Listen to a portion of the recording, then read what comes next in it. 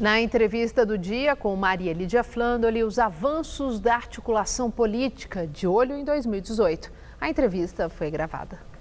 Quem analisa é o cientista político Vitor Oliveira, professor na Fundação Getúlio Vargas de São Paulo e diretor da consultoria política Pulso Público. Obrigada, professor, por estar conosco. Bom, o fato é que partidos e políticos já estão de olho em 2018 e muitos deles, e aí eu quero exemplificar, principalmente com Lula, que está liderando nas pesquisas, e Bolsonaro, eles estão já em campanha antecipada claramente, com viagens, com falas, discursos, todas elas com referência ao ano que vem, a eleição presidencial. Acredita que só uma frente ampla de partidos de centro possa enfrentar esses dois que dispararam na frente, Lula principalmente? Bom, primeiro agradeço a oportunidade, é um prazer estar aqui.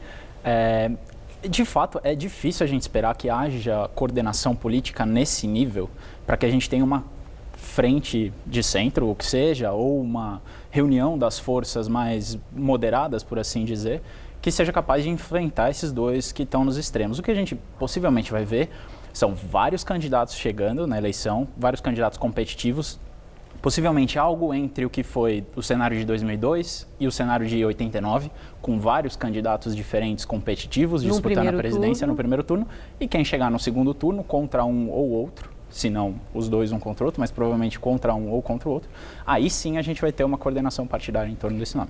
Agora, falando em coordenação partidária, e o PMDB, esse grande partido, ainda agrega força? Ou se tornará, ou já se tornou, um estorvo, considerando a altíssima rejeição a Michel Temer? É que Michel Temer não é o PMDB. E a grande vantagem eleitoral que o PMDB tem é não ser dependente de uma figura, né? Essa flexibilidade que o PMDB tem nas eleições é do segredo do sucesso eleitoral. E acho que uma coisa interessante de notar é que o PMDB ele é um partido especializado nas eleições que são mais frequentes no Brasil, que são as eleições estaduais. Tirando a eleição para prefeito e vereador e tirando a eleição para presidente, todas as outras disputas que a gente tem são com base estadual. Para senador, para deputado federal, deputado estadual, governador. Todas elas têm base estadual. E o PMDB tem essa flexibilidade de fazer alianças regionais. Então, a força do PMDB independe de uma figura, como, por exemplo, o PT, né, no caso do Lula.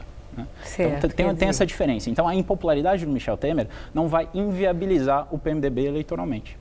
Bom, aí nós falávamos agora há pouco, né, da liderança de Lula e Bolsonaro, que está numa ascensão que chama a atenção.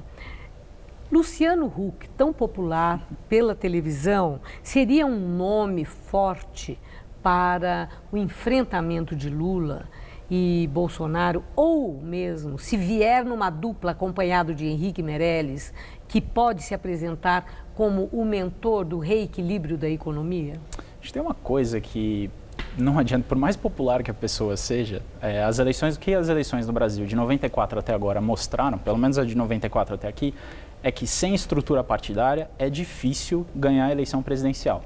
Né? E a gente tem poucos partidos no Brasil que são bem estruturados nacionalmente, com diretórios municipais, com diretórios estaduais fortes. A gente tem o PT, a gente tem o PSDB e a gente tem o PMDB.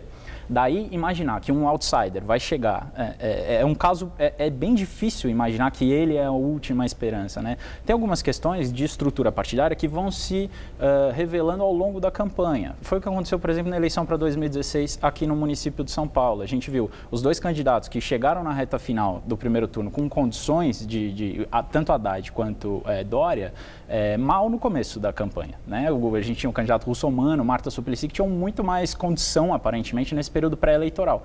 Então, assim, tem uma questão de estrutura partidária, de vida política ali na base, que só se revela ao longo da eleição e que está relacionada a essa estrutura e que esse apresentador aparentemente ainda não tem. Pode ser que se ele conseguisse coordenar, ou que um partido e que forças partidárias se coordenem, né, atrás do seu nome, aí perfeito. Mas, caso contrário, é muito difícil.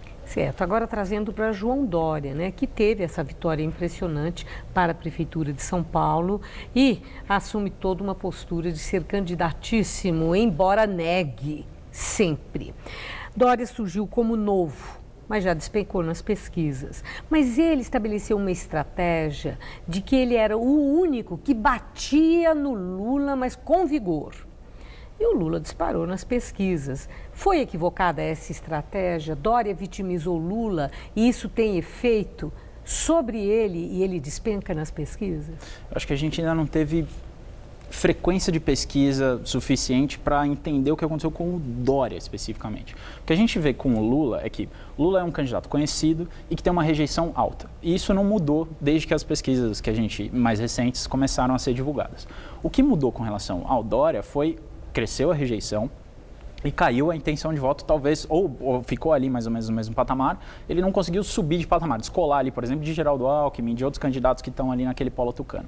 O que possivelmente aconteceu é que esse aumento de exposição, ao mesmo tempo em que a base eleitoral dele ficou descontente, enfraqueceu essa posição dele nesse momento de disputa de pré-candidatura, né? A gente sabe que para ganhar a eleição majoritária, especialmente essa que é para presidente, para governador, o candidato precisa caminhar para um centro, ou pelo menos para algo ali onde está o tal do eleitor mediano, que é um termo da ciência política e tal, mas que é exatamente onde está a maior parte dos eleitores.